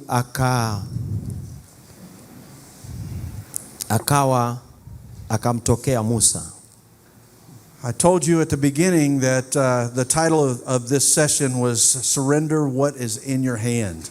Na nilikuambia kwamba sehemu hii ya fundisho kichwa chake kwamba salimisha kwa Mungu kile ulicho nacho mkononi. And there are so many rich things that are said between God and Moses in chapter 3 and 4 as you read Exodus. Na kuna mada nyingi zinasemwa kwa habari ya Musa na Mungu katika sura hii ya pili na ya tatu. But the key verse that I want to key in on in this first session, lakini mstari wa msingi ambao napenda tuseme katika sehemu hii ya kwanza is Exodus chapter 4 and verse 2. Ni Kutoka sura ya 4 mstari ule wa pili. Give you time to turn there. Just write that reference down as well. Fungua hapo Kutoka sura ya 4 mstari wa pili. God's word says, then the Lord said to him, what is in your hand? And Moses replied, a staff. Bwana akamwambia, ni nini hiyo ulionayo mkononi mwako? Musa akasema, ni fimbo. The thing that I notice in this verse, and then we're going to lift 3 points from this section of scripture. Na nitakuwa na mambo matatu katika sehemu hii ya kwanza ya fundisho. Is that God did not begin with Moses talking about what he lacked. Ni kwamba Mungu hakuanza na Musa azungumze kuhusu nini asichonacho. He began by talking about what was already in his hand. Akaanza kuzungumza naye kuhusu kile alichonacho mkononi mwake. You see, it wasn't unusual for a shepherd to walk around and use a shepherd's staff. It wasn't unusual for a shepherd to use a shepherd's staff. That he would have a stick, that he would correct his sheep, that he would lead the sheep around. Huwa ni kawaida kukuta mchungaji ana fimbo yake kwa sababu anatumia kwa ajili ya kazi yake ya kuchunga, kuwarudisha kwenye zizi mifugo yake. There was nothing special about the shepherd's staff that Moses had in his hand. Kwa hakukuwa na kitu cha kipekee sana cha ajabu kwa habari ya fimbo ile alionayo Musa kama mchungaji. But because God was with them, that staff becomes something special throughout the rest of the story of Moses' life. Lakini kwa sababu Mungu alikuwa pamoja naye, ile fimbo ikageuka sasa ikawa ni kitu cha kipekee sana kutoka pale na kuendelea. But there were 3 movements that Moses as a leader had to go through so that the people of Israel could be freed from the Egyptians. Kulikuwa na hatua 3 ambazo Musa kama kiongozi alitakiwa kupitia. The very first thing is I think about where he was out in the desert. Na hatua ya kwanza ilikuwa pale pale alipo kule nyikani. Is that he was feeling inadequate. Pale alikuwa anajihisi hatoshei. He started giving God all the reasons why he didn't need to be the leader after God started talking to him about leading the people. Akiwa pale akamwambia Mungu sababu nyingi kwamba hawezi kuwa kiongozi. He said, God, I can't speak. Kwanza akasema, Baba, Mungu, mimi siwezi kuongea. Mtafute mtu mwingine. It's not going to work. Mimi siwezi, haitafanya kazi. I'm 80 years old now. No one's going to listen to me. I'm in the backside of the desert. I've been gone for 40 years. Mimi sasa nina miaka 80 na nimekuwa huku jangwani. Hakuna mtu atakayeweza kunisikiliza. Moses was looking at his inadequacy. Musa alikuwa anajiangalia katika upungufu wake. God was asking him for his availability. Mungu alikuwa anauliza kuhusu upatikanaji wake. God didn't care whether Moses had the ability or not. Mungu hakujali kama Musa ana uwezo au sivyo. He just wanted to know if Moses was willing to take the journey and be available to do what he was asking him to do. Alitaka tu kujua kama Musa yuko tayari kuanza safari kwa ajili ya yeye kumtumia. Point. Availability. Upatikanaji. Sometimes we think it's all about us and how we have to be prepared for the moment. Mara nyingi tunajifikiri kwamba ni kuhusu sisi, kwamba kiwango gani tunatakiwa tuwe tumeshaandalika. About who we are. Kuhusu sisi ni nani. About what abilities we have. Uwezo gani tunao. But God's more concerned about whether we're available to do what he's asking. Lakini Mungu anachojali ni ule utayari wetu kwamba tunapatikana. There was another movement that he had to make in order for the people to be freed. Lakini kuna jambo lingine la pili alitaka kufanya asogee ili aweze kusababisha wana wa Israeli wawe huru kutoka Misri. You see, he was fearful. He didn't want to go because he was afraid of what was going to happen. Hasa unaona pale alikuwa ni moga, anaogopa kwa sababu hakujua nini kitakwenda kutokea pale. One of the things he said is, God, who am I that you would send me? Akaanza kumuuliza Mungu, mimi ni nani kwamba unanituma? Over and over again he was saying, it's not for me to do. Mara kadhaa akarudia akasema, sio mimi. And God was saying, I need you to trust. Na Mungu akawa anamwambia badala yake, nataka uniamini. Now it's interesting to me when Moses is talking about his weakness and his inadequacies. Na ni jambo la kufurahisha kwamba wakati Musa anazungumza kuhusu udhaifu wake na ile hali ya kutokutosha kwa ajili ya wajibu ule. When he's talking about being afraid of what to do next. Wakati yeye anaogopa kuhusu kile ambacho anatakiwa kafanye baada ya hapo. You would think that God may have given him a pep talk and said, Moses, it's not that bad. You're pretty good. I think you could do it. Na wewe ungetarajia Mungu angemwambia pale, Musa usiogope, unajua wewe uko vizuri sana, unaweza kufanya. But that's not what God says. Mungu hakusema hivyo.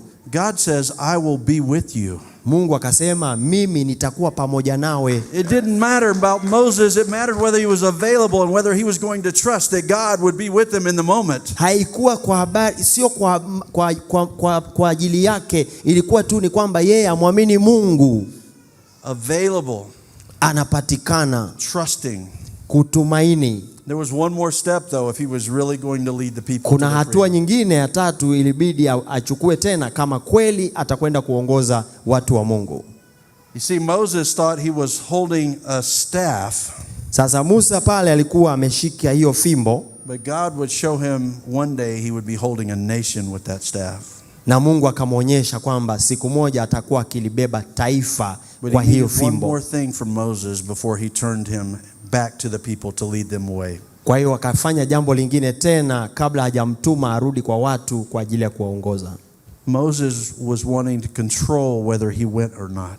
Musa alikuwa anajaribu kujidhibiti kama anaweza kwenda au la. He wanted to control the limited resources and abilities that he had. He didn't want God to stretch him and put him over there on the other side where he had to talk to Pharaoh and lead the people. Alikuwa anajiangalia yeye mwenyewe kama ana rasilimali za kutosha kwa ajili ya kile ambacho Mungu anamwambia kwa ajili ya kuzungumza, kuongea na Farao. But God was moving him to the side where he had to surrender. It wasn't about control, it was about surrender. Lakini Mungu anamhamisha, ampeleka mahali pengine, anataka amuonyeshe kwamba anachotaka kwake ni kusalimisha vyote alivyo navyo, sio kuvisimamia vile ambavyo anavyo. Availability, upatikanaji, trust, kutumaini, surrender, na kusalimisha. With the question, what is in your hand? kwa swali hilo hilo moja analoulizwa, nini hicho mkononi mwako? For Moses it was a stick. Kwa Musa ilikuwa tu ni fimbo. And God said, throw the stick down. Sasa Mungu akamwambia, hebu tupa hiyo fimbo chini. So Moses threw the stick down. Musa akatupa hiyo fimbo chini. And it turned into a snake. Ikageuka kuwa nyoka. And I don't know about you, but I would be behind the door over there running away, and one of you would have to deal with the snake if that really happened. Kama wewe mimi, lakini nafikiri ningekimbia nikajificha nyuma ya mlango. But God didn't let him off the hook. God said, not only are you going to pick that snake up, but you're going to pick him up by the tail. Lakini Mungu akamwambia, sasa huyo nyoka sio wa kumkimbia, nataka ushike mkia. But if I was picking a snake up, I don't think I want to pick his tail up when his fangs are up here, right? Na mimi sijui kama wewe, lakini naona kama ingekuwa bora angemwambia ashike kichwa, kwa sababu ukishika kule angekugeuka akung'ate. You want to grab him behind the neck so you can stay behind the fangs, right? Ningesema ashike kwenye shingo pale na kumnyonga vizuri ili asimdhuru. But even the way that God had him pick up the staff, na sasa unaona hata namna Mungu alivyotaka achukue hiyo fimbo. He was saying, Moses, you're not in control. Akasema, Musa, wewe sio unayeamua umshike upande gani. I'm in control. Mimi ndo nakuamulia namna ya kumshika. And I need you to surrender. I need you to let what's in your hand go. Nataka kile cha mkononi mwako kiende ukitupe. Because when you let go of it, it's going to become supernatural. Kwa sababu unapokiachilia kinakuwa zaidi ya kawaida. And it may be a snake today that you need to show Pharaoh to scare him and tell him you let your people go. Sorry? It may become a snake today. Na kwamba sasa inageuka kuwa nyoka. It may become a divider of water tomorrow. Lakini kesho itakuwa ni cha kugawa bahari. It may be the water in the rock that you need on a day when you have no water. Inatumika kwa ajili ya kutoa maji kwenye mwamba. But it wasn't the staff that was the supernatural thing. Lakini nguvu hiyo ya juu ya asilia haikuwa kwenye fimbo yenyewe. It was the God of the staff that Moses needed to be looking at. Ilikuwa ni kwamba Mungu wa fimbo hiyo aliyekuwa pamoja na Musa. It's amazing to me. Point. It's amazing to me that God will use what is already in your hands. Kwa hiyo ninachosisitiza ni kwamba Mungu atatumia kile ambacho tayari kipo mkononi mwako. What is it you're overlooking? Kile ni nini ambacho wewe huwa unakiruka? What is it that you think may be a limitation that's in your hand right now? Unapotazama unakiruka, unaona kama sio cha muhimu, na unaona na ni nini hicho ambacho unajihisi kwamba unakwama? Who is it that's in your church? Nani yule pale kanisani kwako? Who you don't even realize is a resource that God has given you. Ambaye hata humtambui kama ni rasilimali ambaye Mungu amekupa pale kanisani. That could be the next person that God uses to move your church forward. Ambaye anakuwa mtu anayefuatia atakayesaidia kanisa lako lipige hatua ya kwenda mbele. I've been pastoring for more than 30 years now. Sasa mimi nimekuwa mchungaji zaidi ya miaka 30. And what I'm learning as I get older, na ninachojifunza ni kwamba kadiri ninavyozeeka, sometimes it's more important to get out of the way and just trust God. Na ninaona ni muhimu wakati mwingine usimame pembeni na kumruhusu Mungu than it is to try to control everything and think that I have all the answers. Kuliko kung'ang'ana hapo kila kitu unapambana ili uweke kwenye njia unayotaka wewe. So what's in your hand? Sasa nini kipo mkononi mwako? What is God speaking to you even now? Nini ambacho Mungu anakusemesha sasa hivi? And what might that be that will change the direction so that you have more than enough? Ni nini hicho ambacho kinaweza kubadilisha mwelekeo kabisa kwamba wewe unayo tayari zaidi ya kiasi kinachotosha? Moses asked, well, what if they ask who you are? Who are you? Musa kauliza, vipi wakiniambia wewe ni nani? And God said, I am. Mungu anamwambia mimi niko. God is with you on this journey of stewardship. Mungu yuko pamoja nawe katika safari hii ya uwakili. And when God is with you, na kama Mungu yuko pamoja nawe, even a stick that a shepherd uses to keep sheep in line, hata fimbo ile ambayo mchunga kondoo anatumia kwa ajili ya kazi yake, is more than enough, ni zaidi ya ile inayotosha unayohitaji, to lead a nation to freedom, kuongoza taifa zima kuingia kwenye uhuru. Amen. So we brought something that I think will become a symbol. It will be a symbol for me that I will have in my office in America. we have a symbol that I want to pass out. Kuna alama ambayo tumebeba tunataka tuwapatie. And I don't know the best way to distribute this, Pastor Joel, but I have these sticks I want to give away, and then I want to pray over them after they receive them. Will you help me figure out how we do that? They're right here in this bag here. Do we have some ushers or something we can talk to? Okay. I'm sorry I didn't prepare our ushers and the leaders. Sasa najua hatukuandaa mashemasi na viongozi. The team here has some bags that have these sticks, and I want you to take one as a symbol of the staff of Moses. Everybody to have one that's in the room. Ni nyingi kiasi kwamba kila mmoja anaweza kapata ya kwake. Chukua moja tu.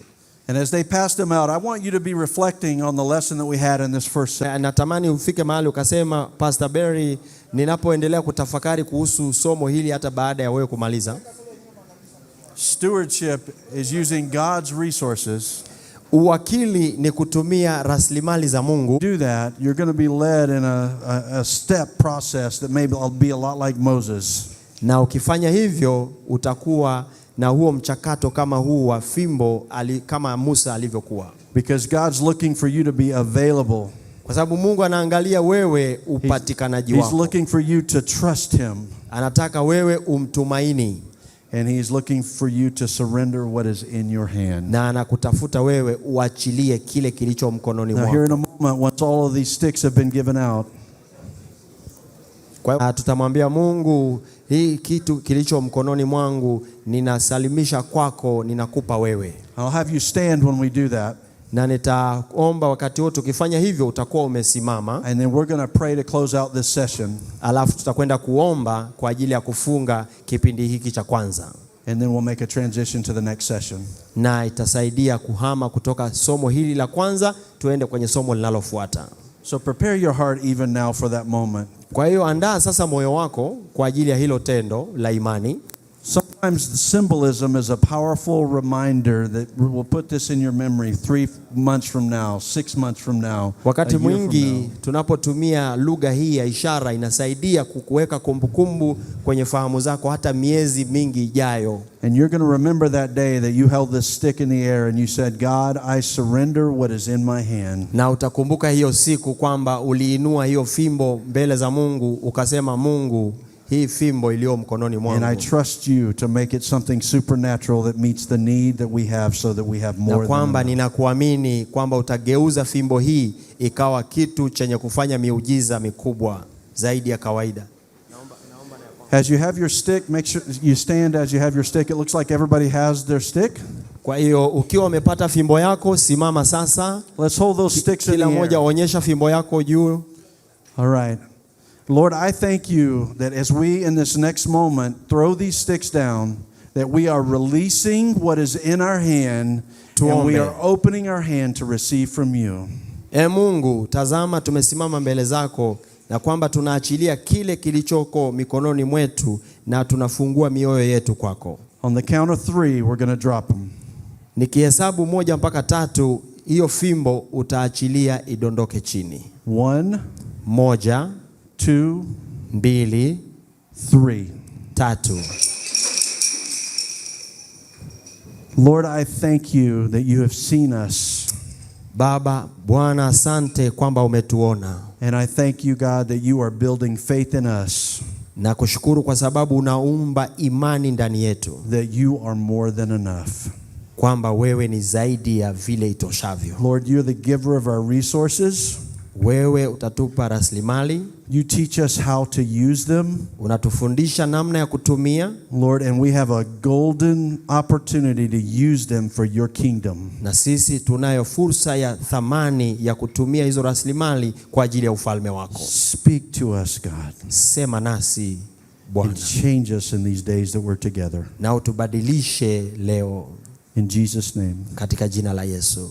Amen. Amen. Amen.